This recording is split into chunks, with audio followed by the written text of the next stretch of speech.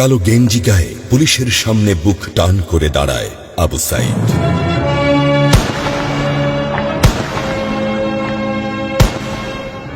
Police তাকে রক্ষা করার বদলে গুলি করে। ঠাস ঠুস কয়েকটা গুলির মধ্যে একটা গুলি লাগে তার কোমরে। খানিকটা ভাঁজ হয়ে যায় শরীর। সম্ভবত সে বুঝতে পারে নাই। ঘাড় ঘুরিয়ে কোমর দেখার চেষ্টা করে একবার, তারপর আবার আগের মতো আবার দুই হাত প্রসারিত করে সিনা টান করে দাঁড়ায়। ডান হাতে ছোট্ট একটা লাঠি। বিশ্ববিদ্যালয়ের প্রধান ফটকের পাশে বেশ কয়েকজন পুলিশ, হাতে রাইফেল, রাইফেলের তাজা গুলি, আবারও গুলির শব্দ। পরে গুলিটা কোথায় লাগলো বোঝা গেল না। তবে আবু সাইদ টলছে। পড়বে পড়বে ভাব, কিন্তু সে সোজা হয়ে দাঁড়ানোর চেষ্টা করছে। গুলি খাওয়ার আগে ফেসবুকে তার শেষ পোস্ট ছিল, যতদিন বেঁচে আছেন মেরুদণ্ড নিয়ে বাঁচুন। সেজন্যই হয়তো গুলি খাওয়ার পরও সোজা হয়ে দাঁড়াতে চাইছিল, কিন্তু পারছিল না। আবু সাইদের মেরুদণ্ড সোজা থাকলেও শরীরটা মাটির দিকে ক্রমশ ঝুলে পড়ছিল। সবুজ জামা পরা বন্ধু এগিয়ে আসে, পুলিশের গুলির ভয় ডর পাশে রেখে আবু সাইদকে ধরে। আরো দু একজন আসে, আবু সাইদকে হাসপাতালে নিতে হবে। আবু সাইদ হাঁটতে পারছে না, শরীর ছেড়ে দিচ্ছে। 4-5 জন হাত পা ধরে শূন্যে তোলে। আবু সাইদ ঝুলছে আর রক্ত পড়ছে টপ টপ টপ।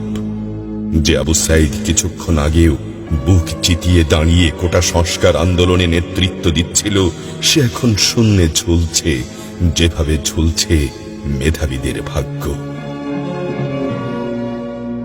রাত 10টার আগেই বাড়িতে যাওয়ার কথা ছিল আবু সাইদের। মা অপেক্ষা করছে, বোন অপেক্ষা করছে।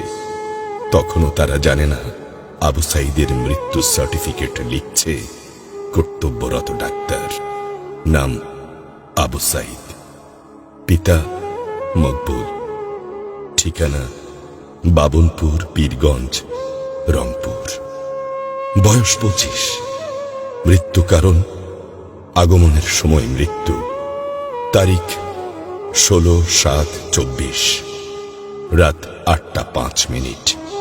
Serial number 240434, Rangpur medical college হাসপাতাল। পরিবারের একমাত্র শিক্ষিত ছেলেটা খুন হয়ে গেছে। মা যখন জানল দুনিয়া কি আর ঠিক আছে তার কাছে, বিলাপ করে বলে, আমার ছেলেরে চাকরি না দিবি না দে, গুলি করলো কেন?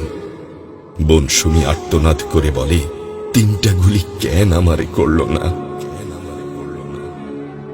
আবু সাইদ ফেসবুকে আরো লিখেছিল, যদি আজ শহীদ হই তবে আমার নিথর দেহটা রাজপথে ফেলে রাখবেন।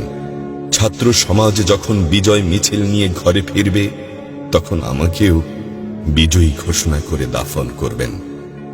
একজন পরাজিতের লাশ কখনো তার মা বাবা গ্রহণ করবে না।